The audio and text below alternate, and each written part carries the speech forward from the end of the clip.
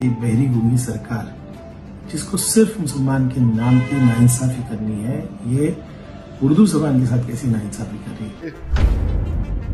ये वही सरकार है जो दारू के प्रमोशन के लिए 50 करोड़ रुपया बजट दी थी। जैसे ही असेंबली का माहौल खत्म हुआ, इनका सही चेहरा हमारे सामने आया, लेकिन हम ये लड़ाई आगे तक ले जाएंगे।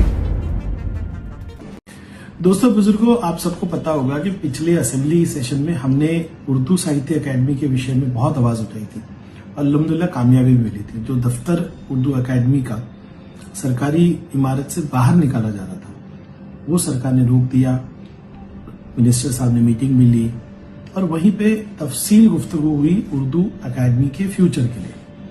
तब मिनिस्टर साहब कोई और थे, उन्होंने कहा कि नहीं, हम जो है 50 सालाना जो जलसा होने वाला है उर्दू साहित्य अकेडमी के 50 साल पूरे हो उसके लिए हम खूब फंड देंगे, हम अच्छे से मनाएंगे। हम उर्दू साहित्य अकेडमी को हर साल का 2 करोड़ रुपए का फंड है, उसको बढ़ा के 5 करोड़ रुपए कर देंगे। असेंबली का माहौल था, गर्मा गर्मी थी, काफी आवाज उठाई गई थी, तमाम माइनॉरिटी के एमएलएज हमारे साथ थे। लेकिन जैसे ही असेंबली का माहौल खत्म हुआ, इनका सही चेहरा हमारे सामने आया। इतना फॉलोअप करने के बाद, इतनी चिट्ठियां लिखने के बाद, कल गवर्नमेंट ने एक जिया निकाल के 50 सालाना प्रोग्राम के लिए 1.5 करोड़ रुपए दिए। ये वो जिया है।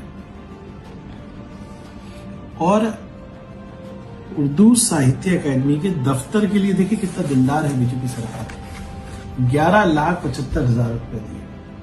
यानी एक जबान के फरोग के लिए अकेडमी बनाई गई, ऐतिहासिक है वो। मतलब उस अकेडमी का जो उस वक्त का जीआर आप पढ़ेंगे तो कितनी उम्मीदों से निकाला गया था। उर्दू को एक मजहब की जबान बनाकर उसके साथ जो नाइंसाफी चल रही है वो आप देख सकते हैं।